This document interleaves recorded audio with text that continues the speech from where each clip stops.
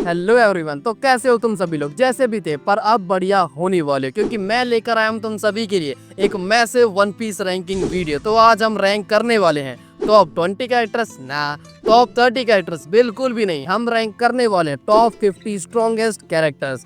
ये रैंकिंग बनाना कोई आसान काम नहीं था, क्योंकि कई सारे कैरेक्टर्स की पावर्स इक्वल ही है अप्रॉक्स, और कुछ की स्लाइटली ज्यादा है। स्टिल उन्हें रैंक करने में थोड़ा और करते हुए उनके बीच में गैप काफी बढ़ जाता है, क्योंकि 100+ कैरेक्टर्स है हमारे पास और ओनली 50 स्लॉट्स। उन्हें पावर रैंक करना है। तो अगर मेरी साइड से कोई कैरेक्टर छूट गया हो तो उसे कमेंट में ऑनरेबल मेंशन दे देना। बाकी वीडियो को शुरू करते हैं। नंबर 50 पर है सेराफिम्स। अब ये हैं तो काफी सारे इन्हें, लेकिन मैंने एक स्पॉट पर इसलिए रखा है ताकि स्पेस फालतू का कवर ना हो और इस पीक साइंटिफिक पावर की बात भी हो जाए, क्योंकि इनके साथ मॉडर्न वन पीस वर्ल्ड में पावर इनक्रेडिबली बढ़ जाता है और अभी भी न्यू सेराफिन्स का पोटेंशियल रिवील होना बाकी है। नेक्स्ट है नंबर 49 इवानकॉव, जो रेवोल्यूशनरी आर्मी के फाउंडिंग मेंबर्स में से एक है। भले ये देखने में अनइवन लगे पर ये काफी पावरफुल है। जिस तरह से वो मरीन फोर्ड में फाइट कर रहा था वो काफी इंप्रेसिव था। वो कुमा से फाइट करता और मैजेलन से भी, बस उसका पॉइजन एक बड़ी दिक्कत है और इसे मैं फाइनल वॉर में अच्छे से देखना चाहूंगा।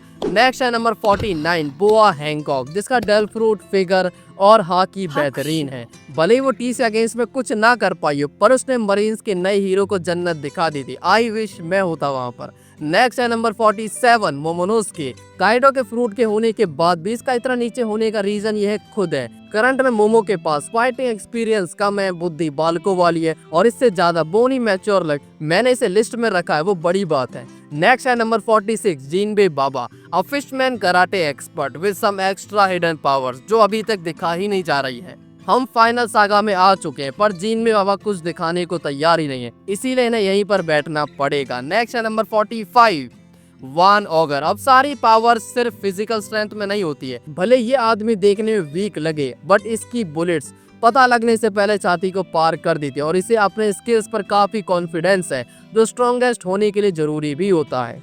नेक्स्ट है नंबर 44 कुमा। मैं यहाँ पर सेमी साइबोर्ग या फिर ब्रेन डेड कुमा की बात नहीं कर रहा हूँ, क्योंकि वो रियल सेल्फ कुमा नहीं है। उसका इवन ब्रेन डेड कंडीशन में पंच सैटर्न का कुत्ता भर देता है। So because of his strength और इमेंस एंडोरेंस इस स्पॉट को वो डिजर्व करता है। वैसे भी उसे लाइफ में बहुत ही कम चीजें मिली हैं।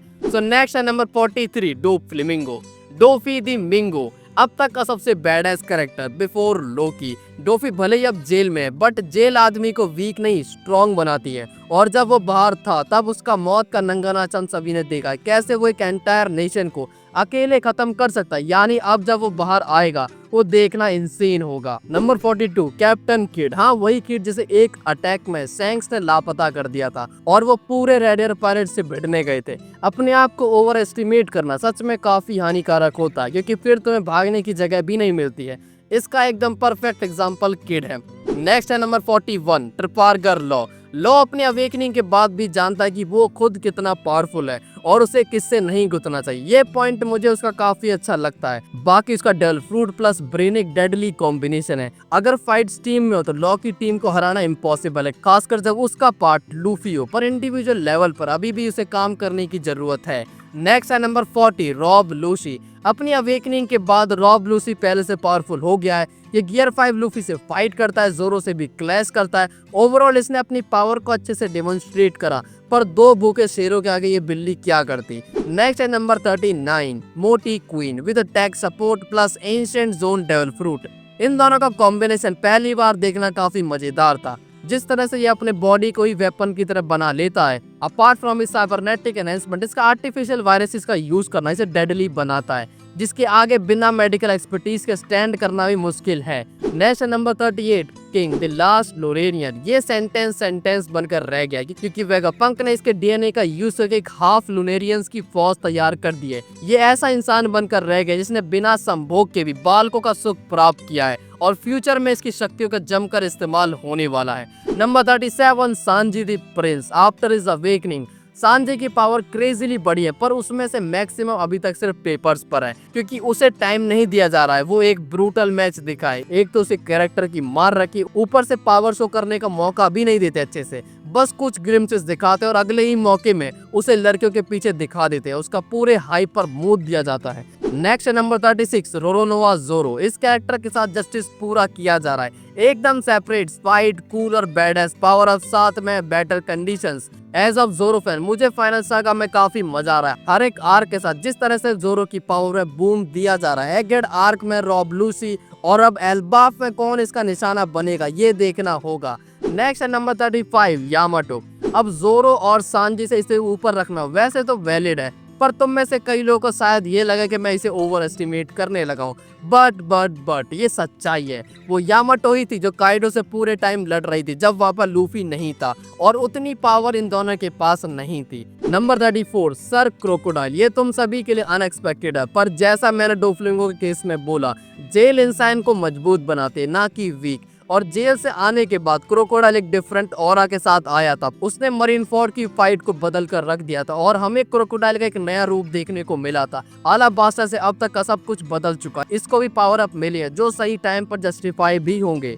Number 33 Shiryu of unwanted rain. हमेशा की तरह मेरी कई वीडियो मैंने शिर्यू को हमेशा से एक सही जगह दी है, भले ये कितना ही चूतिया क्यों ना दिखता हो, पर ये मैजेलन का राइवल रह चुका है और उसकी स्ट्रेंथ हम लोग जानते हैं, तभी ये आगे चलकर जोरो का परफेक्ट ओपोनेंट बनेगा। तो तुम लोग भी एटलीस्ट एक बार तो मेरे साथ इस पे एग्री करो। नेक्स्ट है नंबर 32 सिल्वर्स रेली। शॉर्ट टर्म फाइट्स में अभी भी रेली इनसे स्ट्रॉन्गर है। बस जहाँ पर फाइट की लेंथ बढ़ती है वहीं पर बुड्ढे की सांसें चढ़ जाती है, यानी बस एज का फैक्टर का फर्क आता है, वरना सारे बुड्ढे प्रेजेंट में टॉप टियर में ही काउंट होंगे। 31 काटागोरी द मोची मोची मैन, जिसके पास एडवांस ऑब्जर्वेशन, हाकी है, इमेंस स्ट्रेंथ है, इसी के साथ एंड्योरेंस, ड्यूरेबिलिटी, हॉट सिस्टर और पब्लिक का भरोसा, बहुत कुछ है भाई के पास। काटागोरी की नेक्स्ट फाइट किसी प्लॉट आर्मर वाले के साथ नहीं होने वाली, यानी हमें काटागोरी का डेविल फेस भी देखने को मिलेगा। नंबर 30 लाइटनिंग गॉड एंड्रो। स्काइपिया आर्क देखे हुए मुझे सालों हो चुके हैं, स्टिल ये कैरेक्टर अभी तक मेरे दिमाग से निकलता नहीं है। भाई की पावर और एटीट्यूड सब कुछ गॉडली है। कुछ गिनती के लोग हैं जो इसे हरा सकते हैं और वो सारे के सारे अपनी जगह पर टॉप पर हैं। अब तुम खुद सोचो, एनरो 30 पर है तो बाकी के बीस्ट किस रैंक पर होंगे। पर उससे पहले चैनल को सब्सक्राइब करो, वीडियो को लाइक करना ना भूलो। नंबर 29 मार्को दी फीनिक्स, जो अब बस पार्ट टाइम फाइटर है, लेकिन स्टिल उसने हथियार छोड़े, चलाना नहीं भूला है। वानो में इसने अकेले काइडो के दोनों पंटरों कबूतर बना दिया था, वो भी तब जब ये सीरियस नहीं था। अब तुम किसी भी एस्पेक्ट में लो, एक cool devil fruit freely fight करना और अच्छा खासा एक्सपीरियंस, सब कुछ खोने के बाद मार्को के पास अब बस यही कुछ बचा है। नंबर 28 मैजेलन द पॉइजन मैन, और इतना बहुत है इसके लिए, ये बंदा किसी की भी हालत मरे हुए कुत्ते जैसी कर सकता है। Number 27 lucky room, red air pirates का कुक, जो आधा अनाज खुद ही खा जाता है, यानी हर एक शिप में एक ऐसा बंदा होता जो खाने के पीछे चढ़ा रहता है, लाइक स्ट्राइड में लूफी। तुम्हारे फेवरेट क्रू में ऐसा कौन हो सकता है, कमेंट से बताओ। नंबर 26 यासोफ चैंक्स की तरह एकदम मिस्टीरियस बंदा था, फिर दोनों ने अपने अपने एक अटैक को व्यूअर्स को टीजर की तरह दिखाया। यासोफ ने एक सिंगल बुलेट से पूरी की पूरी शिप को ब्लास्ट कर दिया, तो कुछ सोचो ये सीरियस फाइट में ये क्या हालत करेंगे, ये सीधे लोगों के अखरोट को ब्लास्ट करेंगे। नंबर 25 मोरले, जो एक जाइंट ओकामा है, इसका मरिज्वा वाला सीन देखकर मुझे अभी भी हंसी आ जाती। ये बंदा एक एडमिरल से फाइट कर रहा था और ये फाइट में उससे ही मजे ले रहा है। एक एडमिरल को इसे नर्वस कर दिया सिर्फ अपने शब्दों से, पर साथ में ये पावरफुल तो है। आरामाकी से भिड़ते हुए इसके अंदर मुझे कोई डर नजर नहीं आता और ये आराम से उससे क्लैश कर पा रहा था। इसी के साथ है नंबर 24 में मेरा एक और फेवरेट कैरेक्टर कारासो। इस बंदे से मुझे मोरले से कहीं ज्यादा उम्मीदें हैं। लाइक अगर साबो 100% पर है तो कारासो एटलीस्ट 85 to 95 होना चाहिए फाइनल पावर अप में। मुझे इस बंदों के हाथों से गॉड्स नाइट को पिलते हुए देखना है। नेक्स्ट है number 23 Sengoku the golden Buddha. Sengoku जिसका प्राइम जा चुका है और अब लगता है कि वो फाइट करेगा भी नहीं, but he is strong, current में even stronger than really. Number 22 Aramaki, काफी टाइम बाद अब लिस्ट में एंट्री हुई है एक एडमिरल की।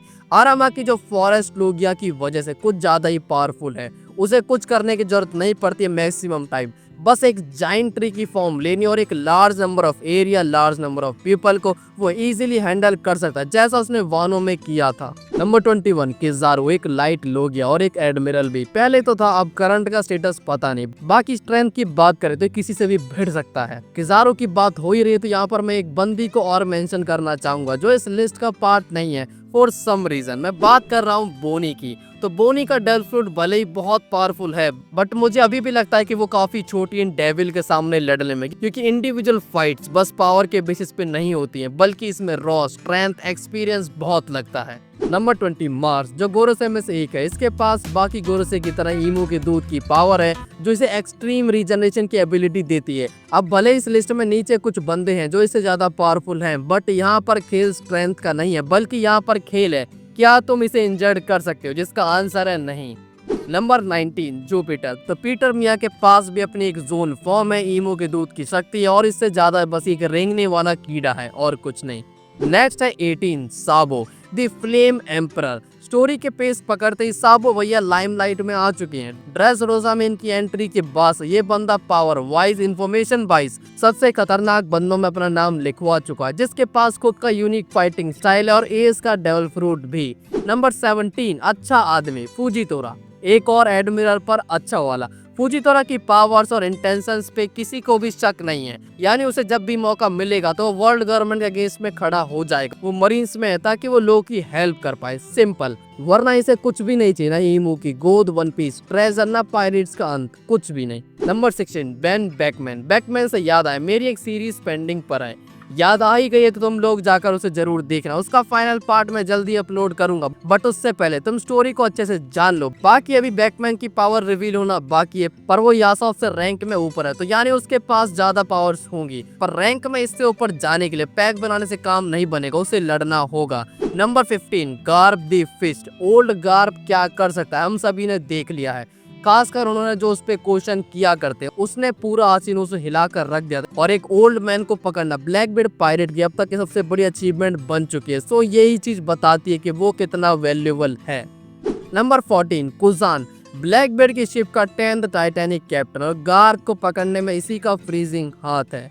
नंबर 13 बिग मम। बहुत लोगों को लगता है कि अपने स्टेप ब्रदर के साथ मर चुके, बट मुझे नहीं लगता है, और अगर ये अचानक से उठकर बाहर आ जाते हैं तो ये पोजीशन मैं उसके लिए होल्ड करके रखूंगा।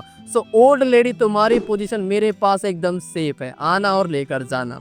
नंबर 12 मार्शल डी टीच, काला भैंसा, जो अपने पेट की तरह दुनिया को अपने अंटे में लेना चाहता है, उसकी वो अच्छे से कोशिश भी कर रहा है। उसकी पूरी टीम काम पे लगी हुई है, marketing team, designing team, everybody. वो कितनी पावरफुल है ये इसी बात पे पता चलता है कि वो जिनसे भी लड़ते हैं ऑफ स्क्रीन वो हार जाते हैं। Number 11 Kaido. बिग मॉम की तरह काइडो बाबा भी लावा में निपट लिए थे, गिर गए थे। निपटने की खबर अभी तक मिली नहीं, पर जब वो बाहर हुआ करे तो उनका जलवा था पूरे वानों में। उम्मीद करता हूँ कि वो जल्दी बाहर आए और अपने टाइटल को फिर से जस्टिफाई करे। Number 10 monkey D Luffy.